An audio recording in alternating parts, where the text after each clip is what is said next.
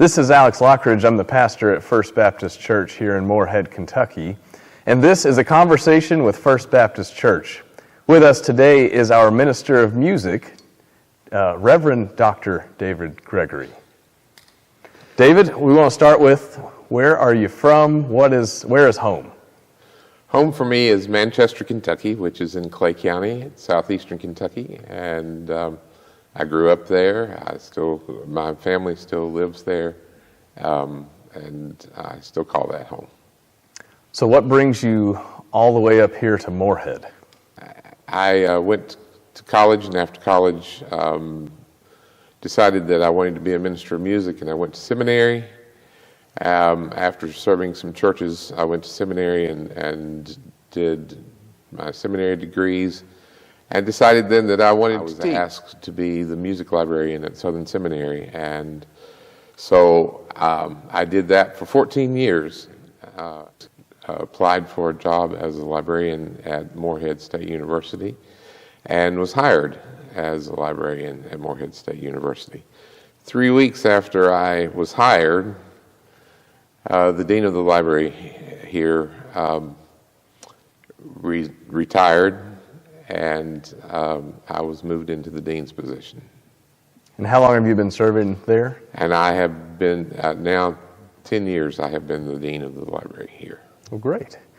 So on your tie is a reflection of what you do for a living, and maybe a reflection of what you do for fun on your own time. Tell us about your interests and hobbies. It has been, for many years for me, a hobby. I have several different types of Peanuts, Snoopy, Charlie Brown, things that now my grandchildren play with, and they are as enamored with Charlie Brown as I am. I bet. For those of you who know David, he has possibly the best tie collection in the congregation. So moving on to something that doesn't often get shared in a public way from any of our church folks, really, is our faith journeys and our faith stories. Tell us about how your faith journey began. When did it start? What really brought you into the Christian faith? I grew up, as I said, in southeastern Kentucky in Clay County, and went to a large family sort of church. It was a country church, but we had about 400 unexpected ways.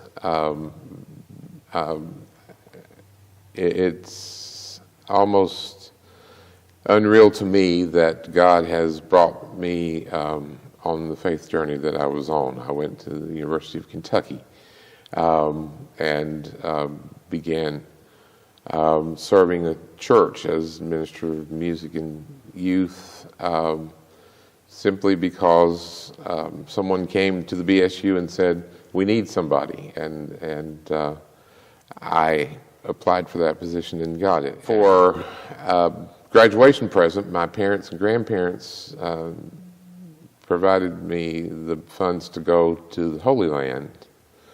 When I was in the Holy Land, I sat one day at the sea, and we were eating lunch, and some ladies that were there with me, whom I didn't know, started a conversation with me, and they asked what I was going to do now that I was out of school, and I said, "Well, I'm looking for a church position," and they said, "Well, we're looking for a minister of music. Are you interested?" And so I had a conversation with the pastor and those people in Jerusalem in a hotel. Afterwards, they called me to become the minister of music of that church, Victory Baptist Church in Providence, Kentucky. Providence is an unusual name, but it was Providence for me, because when I went there, I met a young lady who became my wife. She was teaching school there. That was Providence for both of us, and we have now been married 35 years and have had a great life. Then I went to seminary and had wonderful professors and learned so much more about faith, and I think that then coming here at a time that I didn't know what I was going to do, and I have to be honest about it, I was concerned most of all about a church, and so I think God led us here to this church as well. So God opened many doors for you, and some of those doors were rather unlikely, perhaps. But we are glad that those doors are open that led for your path with your wife and family to come here. In being here about 10 years, is there anyone in the church that has had a special role in your life within the congregation at First Baptist? Sure. I tell this story. I've told it several times, and people in the church have heard it. When I first came here, I didn't know anyone, and none of my family came with me at the time because my daughter was a senior in high school, and my son was in college in another institution, and so I came and stayed by myself, and one of the members of the committee who hired me was Drew Henderson, and Drew said, well, if you don't have anything to do on Wednesday night, we have a meal and then have service, have prayer meeting. And so I took him up on his offer, and at that first meeting I got to meet Don and Suzanne Mantooth and several of the church members, and I was immediately drawn to the friendliness of the church and the commitment of the church to a faith journey that I resonated with. And that was one of the things that I was really concerned about, because when I came here, having lived in Eastern Kentucky, but having formed a faith relationship that many Eastern Kentucky churches would not be comfortable with me, and I would not be comfortable with them. Not to take anything away from them, but it has been a really good fit for me and for my family.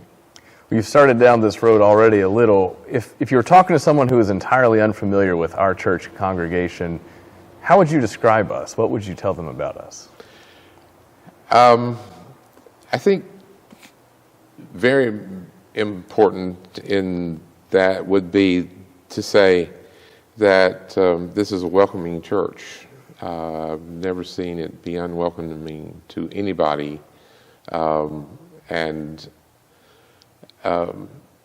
people go out of their ways to be welcoming. I also think that it is a church that is very well grounded in faith and in teachings that are not,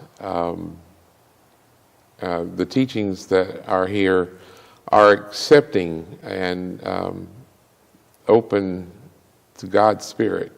It's not a faith that you have to be afraid of. It's a faith that you can be comfortable with, and that you can work together with and reach out to other people with.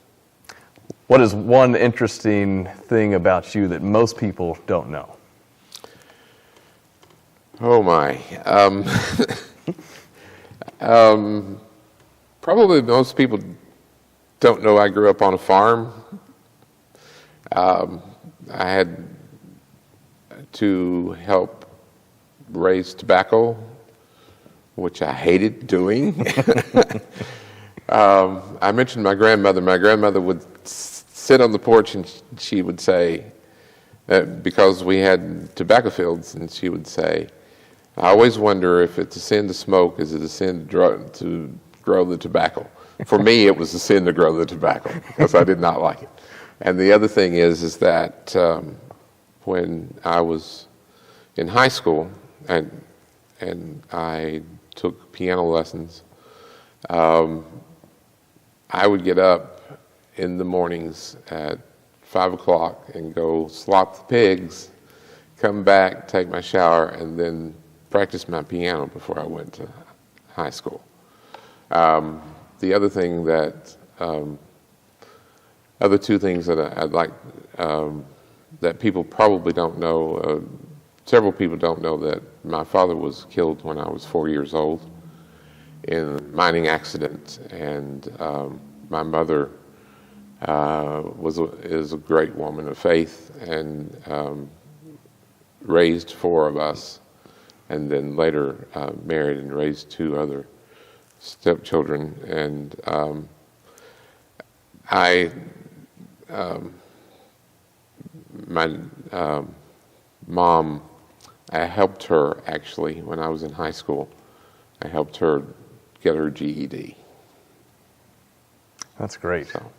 David, you've really opened up to all of us, and we appreciate you taking the time to let us know more about you, your family, your life as a minister, your work at the university, your whole journey. So thank you for spending time with us and being so open with us. That was David Gregory, and this was a conversation with First Baptist Church. I'm Alex Lockridge.